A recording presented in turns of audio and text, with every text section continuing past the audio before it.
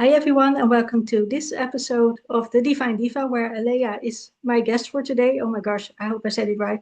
Like I said, my English is quite bad today, but I'm happy to have you here. And if you would like to introduce yourself and tell a bit more about, who you are and what you do. Greetings, everyone. Thank you so much.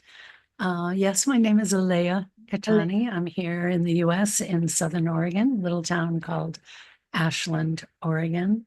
My life has been what I often call overly eventful, Mhm. very concentrated. I have been training myself with the power of the mind and wisdom and understanding since I was a little girl. Mhm. I would pull the pain from other people. My mother used to think that was impolite, that I was staring at people, not understand, and admonish me, sometimes slap me in the face to stop that. But as I became a teenager and then a young adult, I found people were following me in stores and airports and restaurants. Waitresses were crying, telling me they felt I could see into their soul. And I realized that I was going to need to develop boundaries so that I could have some privacy in my life, but also continue to seek out the truth in life because many, many things were occurring. Mhm. Um, I attracted massive people. Along with the good came the not so good. Mhm. Um, and I was pretty much bouncing off the effects of various different catastrophes and causes because I was very, very naive in a world that doesn't necessarily protect or nurture those who are naive. Mhm. Um, and at some point, I realized that I needed to stop trying to outrun my calling and Mhm. actually stop and receive the fact that I was meant to share and teach and help individuals. And I do that today. I do that through my private practice.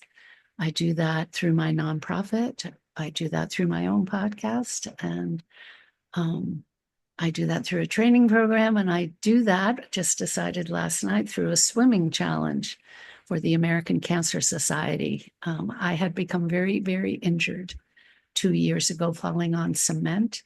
Mhm. And there were times when it was hard to walk. I definitely could not sit for prolonged times. I still can't sit for super long. Mhm. Um, but I've improved to the point where I couldn't swim. And people who know me know I love to be by the water and in the water. And finally, 3 weeks ago, I became able to swim, which is thrilling.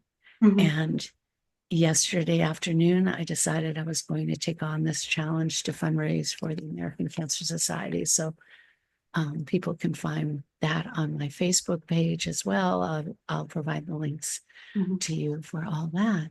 So Wow. that's a general summary of a very, very concentrated life, almost 72 years of age at this point, and having come back from several serious injuries and illness where I was told there was no hope. Mhm. And so I'm here to tell you that there is always hope. There is always a way. And a lot of it relies on how we train our mind rather than are victimized Mhm. by it. Right. The understanding we have of life and several other qualities such as perseverance and determination and ability to continue to believe no matter what, um, with a little added element of the gift of grace when we need something extra to keep going. So, in many different ways, I help my clients self actualize and become their own superhero, meaning going beyond self imposed and societally conditioned limits. Um, Yeah, now I wanted to ask you, like, what qualities, in your view, does a divine diva have? But I think you just mentioned them. well, there's many. I have a list of over 50 different um, qualities and characteristics that I had to use to come through some of my most serious catastrophic events. So when I train clients, it's groundbreaking because it's more than just what we need in this human existence, in this body, in this three-dimensional world, but we're also timeless beings. And we can call upon our future selves Mhm. to not only encourage us, but to show us the future, to bring us through. We can heal what's behind us and gain that power. There's breath work and energy healing and many different components that I had to use in order to be alive and thriving here at my almost ripe old age. Not old yet, but getting close. And you Yeah. mentioned before that as a child, a young child, you were very aware and sensitive to all the energies around you, and you already knew, or maybe you felt that you had this healing gift. And do you still connect to that child version of you today? I do recognize it in Mhm. different ways.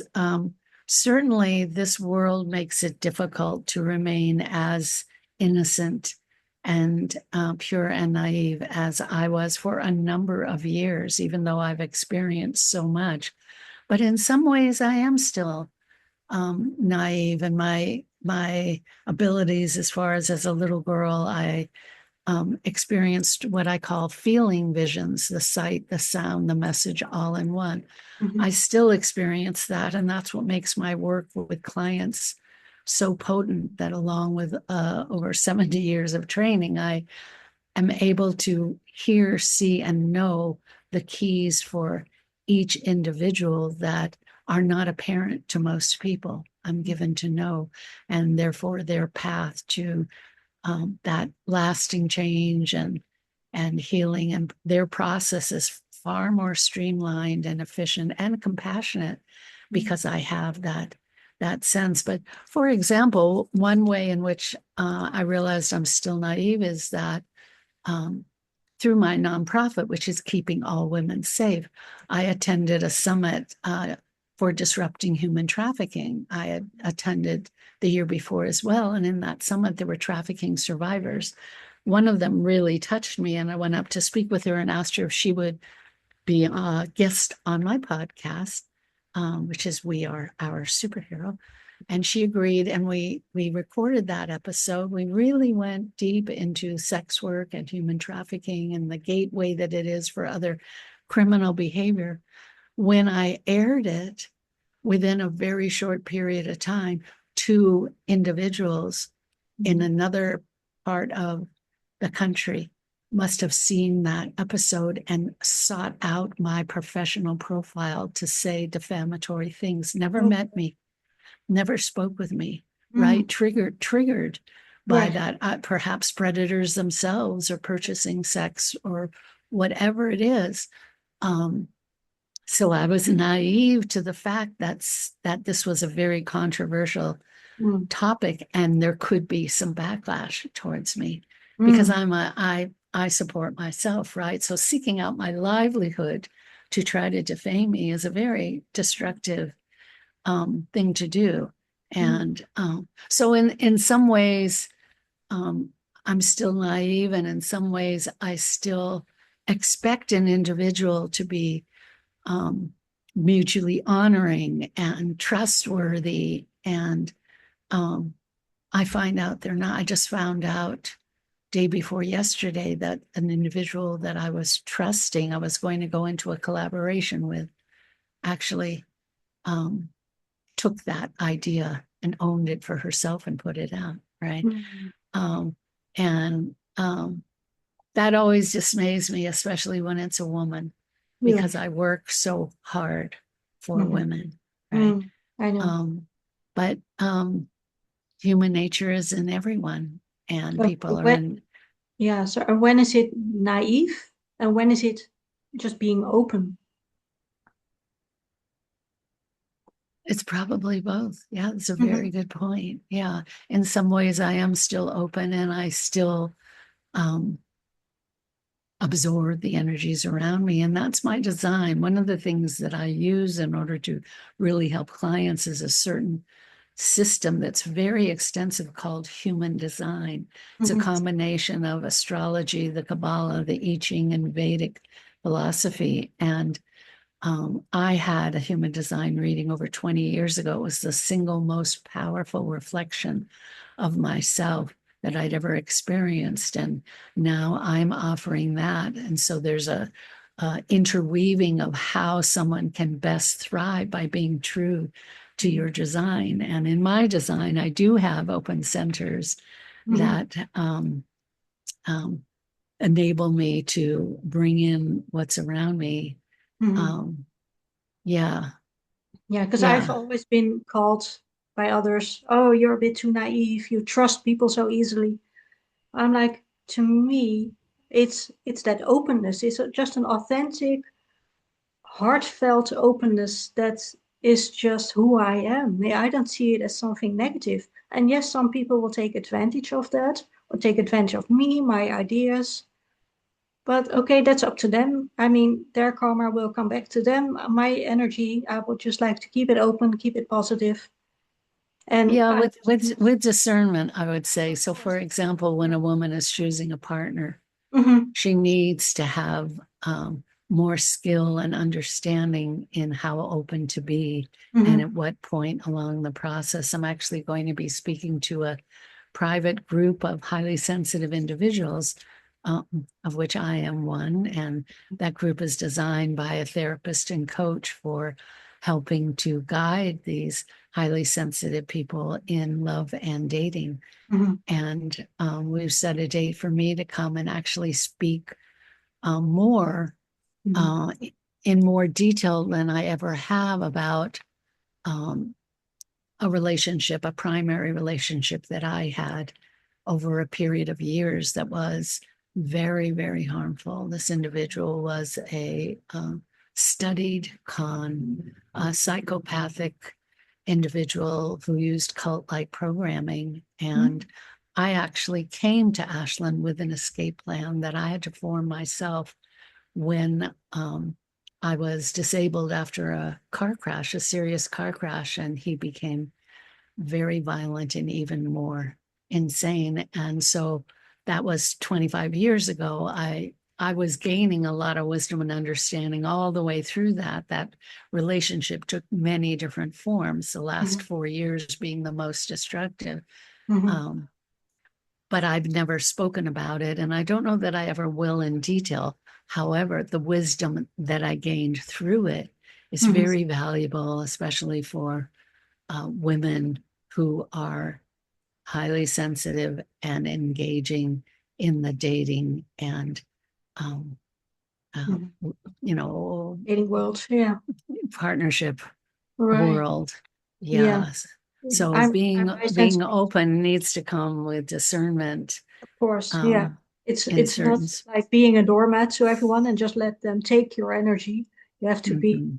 protective of your own energy while still trying to be the open, authentic person. If that's, who you authentically are, then I say like, okay, be that person, of course, but with the healthy boundaries. Those are the most important ones. Yeah, and I think that's very difficult. I think what I've found is there's still a lot of people, especially women who like to attach to the term of being an empath. Mm-hmm, And in some way, that then justifies the fact that they don't have boundaries, that they're mm-hmm, emotionally unstable, and various other things. Now, both of those things can come with being very intuitive and very empathic. I don't really believe in attaching to any worldly or human label whatsoever or identifying with that at all. That's not the truth of who and what we are. mm-hmm, However, whether you identify as an empath or not does not an indicator of not needing boundaries. You do need boundaries. You do need discernment and judgment. You do need skill. And considering yourself an empath is not an excuse for mm-hmm, allowing people to take advantage of us. However, when we are taken advantage of or abused, it is not our fault. mm-hmm, It is not the survivor's fault at all, but we learn. We mm-hmm, learn to seek out what we need. And I certainly had no boundaries for many, many years in my life. I didn't even know when somebody said to me, you need boundaries. My response was, what is that? Mm-hmm. Right? I didn't even know what boundaries were for a lot of my life. Yeah. So most certainly raising the awareness that we do need boundaries is essential. Mm-hmm. And considering oneself an empath or a highly sensitive person and then equating that to the fact that you have no boundaries is an incorrect assumption. Mm-hmm. And at some point, we're all going to realize this is not working, right? Mm-hmm. Right. We need more knowledge. We need more skill. Right. And in my training program, which is superhero woman, Mm-hmm. um, hypnotherapy and mentoring, training and emergence. This is what I teach: highly refined practices and skills that brought me through more than once, because it was that primary relationship. There was a natural disaster where I had to run from a 30-foot wall of water and debris, was injured and had to recover. Took me 2 years in a city where I knew no one. I had just arrived for a double master's program. I had been invited to another medical injury that took me 2 years. Mm-hmm. I've experienced prolonged states of suffering, or what I call hell zones, Mm-hmm. where I was not alive, really able to Right. engage in life in a lot of pain, but not dead.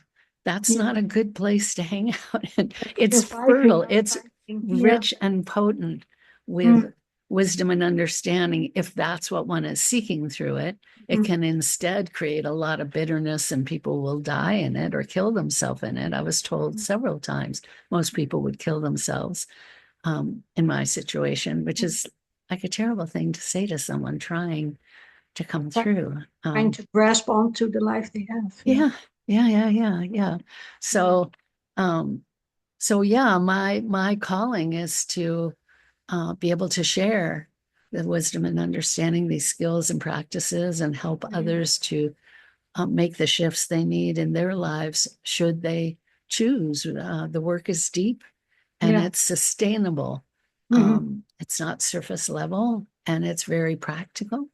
Mm-hmm. Um, and as well as offering the inspiration and encouragement and hope wherever I can to Mm-hmm. anyone, so that even if they only hear one sentence from me, they hang in there and know there is a way. There is a Mm-hmm. way through. Yeah. Yeah. I think in that sense, our purposes are quite aligned because I've almost died in an accident. I've dealt with severe anxiety and phobia, depression, trauma, PTSD, you name it. I've Mhm. been there and overcame it. And like you said, like when you take that mess and make it your message and try to light that fire or give a little hope to another person, I mean, that's the only reason I'm here today, I think. Yeah. Mm-hmm. Yeah. I love the way you put that too. Mm-hmm. And I'm glad to hear that Mm-hmm. not only you made it through, but then you are fulfilling your calling and Mm-hmm. the fulfillment that comes Yeah. through that. Yeah, for me, it's really the only reason I feel like I'm still alive, and that most people think I'm younger than I am. That's a miracle in itself, Mm-hmm. right? To go through the type of experiences that we have Yeah. and then look younger than, age 72 Oh my is gosh, yeah. like, I how can wouldn't have that guessed it either. me neither. I mean, how does that happen, right? I mean, some people become very soured and angry, and their appearance shows that. So grace is in there too, Mhm. right? Grace is there, and I call it when the time is right, and I don't know what that time is. It's going to bring us through to our next chapter, but we're presented with a golden key that unlocks the prison door, and Mm. everything then starts to open up again. Mm. And I, that's yeah. I think now in these days or these times more than ever, I think it's so important for women to have a safe place for their own healing journey. And in your current view, what is still lacking in basic women's healthcare, women's safety these days? Well, if we're going to talk about women's safety, everything is lacking. The systems, all cultural and world systems. Now, I can't speak for every country Mm. because I don't know every country intimately, but I do know that women are still used as weapons of war. Mm. Brutality is perpetrated on women. I know that in America, the judicial system, the legislative system, the medical system, the societal systems, the educational systems, the professional systems, none of them are equal. Mhm. And so there is a lot. I was asking someone the other day, because in this town, they are putting time limits on different parking lots where there are restaurants and bars open until like 1 a.m. And the people who work there now have to walk far to their car at 1 a.m., including women. And Mhm. while people like to believe that this town is a bubble where nothing bad happens, that's a lie. Yeah. That's not true. And it's very unsafe for women to have to be walking Mhm. at that point, especially given that they're tired and then they have to stop work to come out and move their car part way. So I was asking someone, when do you ever hear a politician in the US place women's safety in the top three priorities of Mm. their campaign? Never, Mm. never. And when I have sought to initiate action, our legislators and representatives to initiate and introduce a new bill to make trauma, which is now proven to be a physical injury. It rewires the brain, is held in the body. When I introduced that to our two representatives to initiate making that a part of our law in this state, so that when a woman is violated or anyone is violated, not just assessing the physical damages that we've known, right? Mhm. But trauma as well, which is a physical. Neither one of them were interested at all. Mm. They weren't interested at all. It's not a priority. Yeah. So the inequality for women, which to me is nonsensical. There is Mhm. absolutely no reason you have a man and a woman beside each other that a man feels he has the right to dominate and predominate all the systems Mhm. in this country. Now in America, also women's rights are now being repealed and diminished. So right now we have an extreme example of patriarchal domination going on. Yeah. What's going to change that? Something I've been talking about since I was a little girl with the girls on the playground. Women have to Mhm. really unite and be willing to take the action needed. But women are still coming against each other. Mhm. And when women do, all women suffer. And Mhm. that's why we see the lack of united power that women can have. Women are the majority in this country, and I believe in the world. Mm. Just imagine if women united Yeah. for equality and compassion and created a collaborative system instead of a domination system, Mhm. what Right. this world would be like. Instead, I see this planet like an insane asylum. Mhm. Most people are victimized by their mind. They're terrorized by their mind, believing every thought, every movie that their mind is telling them, which are lies. And as a result, are doing harm to themselves and harm to others in thought, word, and deed. Yeah. That's the opposite of how we're designed. Mhm. We're designed to be magnificent creators Yeah. for the good of ourselves and one another. And to work together. Yeah, As the yeah. social creatures that we are. So I hope this episode can at least create that start of a ripple effect for that. I hope so Yeah. too. I hope So so too. my last question is always the same, and that is, when do you feel most divine? Oh, nature is a big one for me, right? I grew up in a surfing capital. So Mhm. when I'm at the ocean's edge, everything about that.